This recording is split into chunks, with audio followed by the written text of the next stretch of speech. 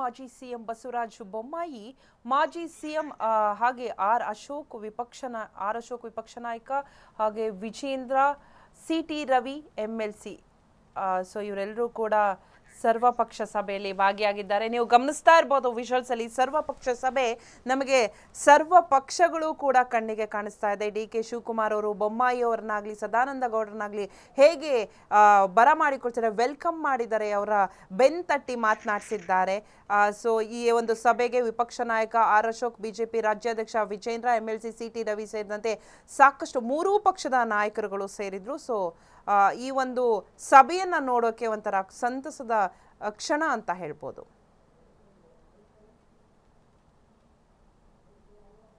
ಭಾಗವಹಿಸಬೇಕಂತ ತೀರ್ಮಾನ ಮಾಡಿದ್ವಿ. ಕೋರ್ ಕಮಿಟಿಯಲ್ಲೂ ಕೂಡ ಚರ್ಚೆ ಮಾಡಿ ಭಾಗವಹಿಸಬೇಕನ್ನುವಂಥದ್ದು ತೀರ್ಮಾನ ಆಗಿದೆ. ಈಗ ನಿನ್ನೆ ಮಳೆ ಬಂದು ನಮ್ಮ ಕರ್ನಾಟಕಕ್ಕೆ ವರ್ಣದೇವ ಆಶೀರ್ವಾದ ಮಾಡಿದ್ದಾನೆ.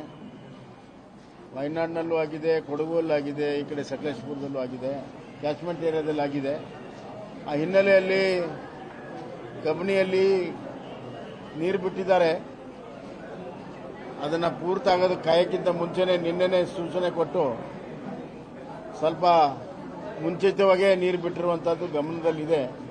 ಏನೇ ಆಗಲಿ ಸುಪ್ರೀಂ ಕೋರ್ಟ್ನಲ್ಲಿ ವಾದ ಮಾಡೋದಕ್ಕೆ ನಮಗೆ ಭಾಳ ಗಟ್ಟಿಯಾಗಿರುವಂಥ ವಿಚಾರ ಸಿಕ್ಕಿದೆ. ಸರ್ಕಾರ ಏನು ಮಾಡ್ತಿದೆ ನೋಡೋಣ. ಯಾಕಂದರೆ ಇದು ಕೇವಲ ಒಂದು ಬಾರಿ ನೀರು ಬಿಡೋದು ಜೂನ್ ಜುಲೈ ಪ್ರಶ್ನೆ ಅಲ್ಲ. ಇಡೀ ಇವತ್ತಿನ ಸಭೆ ಹೈ ವೋಲ್ಟೇಜ್ ಸಭೆ ಆಗಬೇಕಾಗಿತ್ತು. ಆದರೆ ಆ ಕಾವೇರಿ ತಾಯಿನೇ ಈ ಡಿಸ್ಪ್ಯೂಟ್ ಅನ್ನ ಆ ಭಗವಂತನ ದಯೆಯಿಂದ ಈ ಡಿಸ್ಪ್ಯೂಟ್ ಏನಿತ್ತು ತಾನೇ ತಾನಾಗಿ ನೀರು ಹರಿದೋಗ್ತಾ ಇದೆ. ಇದರಲ್ಲಿ ಸರ್ಕಾರದ ಶ್ರಮ ಏನೂ ಇಲ್ಲ, ಝೀರೋ. ದೇವರೇ ನಮ್ಮ ಈ ಪ್ರಾಬ್ಲಮ್ ಅನ್ನ ಸಾಲ್ವ್ ಮಾಡಿಬಿಟ್ಟಿದ್ದಾರೆ.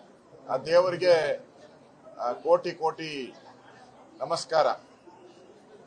ಅಲ್ಲಿ ಪ್ರಶ್ನೆ ಇರುವಂತದ್ದು, ಇಲ್ಲಿ ಇಷ್ಟು ದಿನ ಹೋರಾಟ ಮಾಡಿದಂತ ರೈತರು, ಕರ್ನಾಟಕದ ರೈತರು, ನಮ್ಮ ಪ್ರಶ್ನೆ ಸರ್ಕಾರಕ್ಕೆ, ಅವರ ಹೊಲಗಳಿಗೆ ಯಾವಾಗ ನೀರು ಬಿಡ್ತೀರಾ, ಅವರ ಕೆರೆಗಳನ್ನ ಯಾವಾಗ ತುಂಬಿಸ್ತೀರಾ, ಅರ್ಧ ಬೆಳೆದು ನಿಂತಿರುವ ಕ್ರಾಫ್ಟ್ ಏನಿದೆ ಕಬ್ಬು, ಅದಕ್ಕೆ ನೀರು ಎಷ್ಟು ಕೊಡ್ತೀರಾ?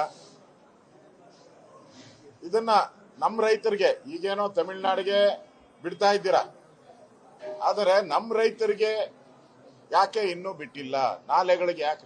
ಇವತ್ತು ತಮಿಳುನಾಡಿನ ಮುಖ್ಯಮಂತ್ರಿಗಳಿಗೆ ಪತ್ರವನ್ನು ಬರೆದಿದ್ದೇನೆ.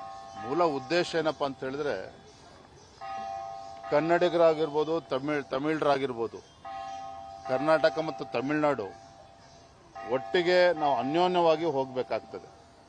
ಮೇಕೆದಾಟು ವಿಚಾರ ಇರ್ಬೋದು, ಕಾವೇರಿ ನದಿ ನೀರಿನ ಹಂಚಿಕೆ ವಿಚಾರ ಇರ್ಬೋದು, ಎರಡೂ ರಾಜ್ಯದ ಮುಖ್ಯಮಂತ್ರಿಗಳು ಮನಸ್ಸು ಮಾಡಿದ್ರೆ ಖಂಡಿತವೆಲ್ಲವೂ ಕೂಡ ಬಗೆಹರಿಸೋದಕ್ಕೆ ಸಾಧ್ಯತೆ ಇದೆ. ಅನೇಕ ಉದಾಹರಣೆಗಳು ನಮ್ಮ ಕಣ್ಮುಂದಿದೆ. ಹಿಂದೆ ನಾವು ಚರ್ಚೆ ಮಾಡುವಂಥ ವಿಚಾರಗಳಲ್ಲಿ ಅತ್ಯಂತ ಪ್ರಮುಖವಾದಂಥ ವಿಚಾರ ಒಂದು, ಲೀಗಲ್ ಸೈಡಲ್ಲಿ ಇನ್ನೂ ಕೂಡ 7-8 ವರ್ಷ ಕಾವೇರಿ ಮ್ಯಾನೇಜ್ಮೆಂಟ್ ಅಥಾರಿಟಿ ಬಂದ ಮೇಲೆ ಕೂಡ ಒಂದು ಸರಿಯಾದ ಡಿಸ್ಟನ್ಸ್ ಫಾರ್ಮುಲಾ ಇನ್ನೂ ಆಗದಿರುವಂಥದ್ದು. ಇದರ ಬಗ್ಗೆ ಭಾರಿ ಗಂಭೀರತೆಯಿಂದ ನಾವು ಮಾಡಬೇಕಾದಂಥ ಹೆಜ್ಜೆಗಳನ್ನು ಬೇರೆ ಬೇರೆ ರೀತಿಯಲ್ಲಿ ಇಡಬೇಕಾದಂಥ ಅವಶ್ಯಕತೆ ಇದೆ. ಯಾಕೆಂತ ಹೇಳಿದರೆ, ಸಾಧಾರಣವಾಗಿ ಇಂಥ ಮಳೆ ಬಾರದಂಥ ಸಮಯದಲ್ಲಿ ಮಾತ್ರ ನಾವು ಇದರ ಬಗ್ಗೆ ಚರ್ಚೆ ಮಾಡುವಂಥ ಒಂದು ಜಾಯಮಾನಕ್ಕೆ ಬಿದ್ದುಬಿಟ್ಟಿದ್ದೇವೆ. ಇದು ಆಗಬಾರ್ದು. ಯಾವುದೇ ಸರ್ಕಾರಗಳು ಬಂದರೂ ಕೂಡ ಕಾವೇರಿ ಇದಕ್ಕೆ ವರುಣನ ಕೃಪೆ ಯಾವಾಗ ಆಗುತ್ತೆ, ಅವಕೃಪೆ ಯಾವಾಗ ಆಗುತ್ತೆ ಅಂತ ಯಾರಿಗೂ ಗೊತ್ತಿಲ್ಲ.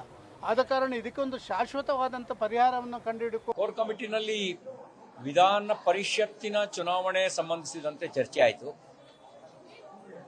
4